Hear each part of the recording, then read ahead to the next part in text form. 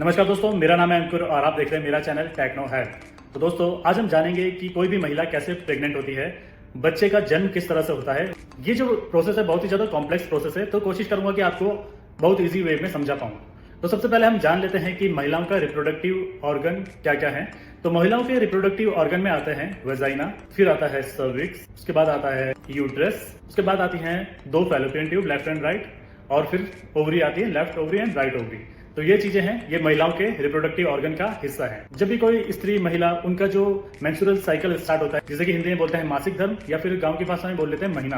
तो जब भी किसी लड़की का मेंस्ट्रुअल साइकिल शुरू होता है तो उस टाइम महिलाओं की दो ओवरी में से किसी भी एक ओवरी से एक एग रिलीज होता है। तो जैसे ही वो एग रिलीज होगा तो वो क्या करेगा, फैलोपियन ट्यूब से ट्रेवल करते हुए जाने की कोशिश करेगा, कहां पर, यूट्रस पर। जैसे ही वो एग रिलीज होता है तो उस स्टेज को बोलते हैं ओवुलेशन। तो ये जो प्रोसेस है ओवुलेशन की, ये सबसे ज्यादा इंपॉर्टेंट होती है। अब यदि कोई महिला ओवुलेशन के टाइम पे, जब उसका ओवरी एग रिलीज कर रहा है, उस टाइम पर शारीरिक संबंध बनाती है, या तो ओवुलेशन के टाइम पर, या फिर ओवुलेशन से कुछ दिन पहले, या फिर ओवुलेशन के कुछ दिन बाद, उस टाइम पे बहुत ज्यादा चांसेस हो जाते हैं कि महिला प्रेग्नेंट हो जाए। क्योंकि इस टाइम पर जो पुरुष का स्पर्म सेल्स होती है, जो कि उसका रिप्रोडक्टिव फ्लूइड होता है, जिसको हम क्या कहते हैं, सीमन, तो वो उस टाइम पे इतना ज्यादा एक्टिवेट होता है कि वो एग को फर्टिलाइज कर दे फैलोपियन ट्यूब में ही।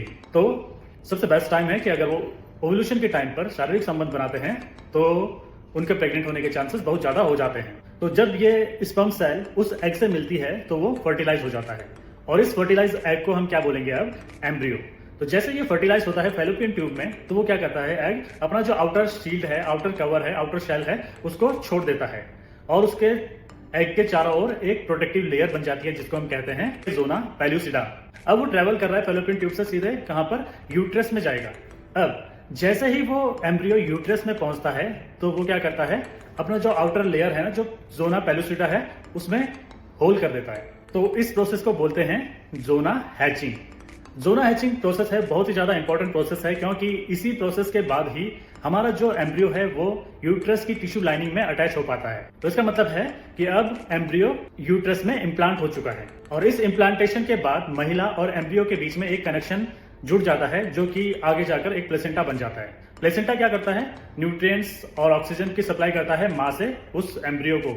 अब वही एम्ब्रियो आगे जाके फीटस बनेगा, और फिर आगे जाके वो बच्चा बन जाएगा, और 9 महीने बाद उसकी डिलीवरी हो जाएगी, आपको दिख जाएगा कि कोई बच्चा पैदा हो गया है। तो ये एक प्रोसेस थी कि किस तरह से महिलाएं प्रेग्नेंट होती है और कैसे बच्चा पैदा होता है।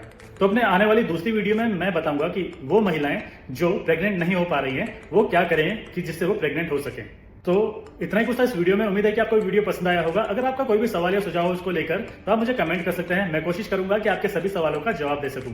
तो इसी तरह के वीडियो मैं आपके लिए आगे भी लेके आता रहूंगा। तो मिलते हैं नेक्स्ट वीडियो में, तब तक के लिए bye bye and take care.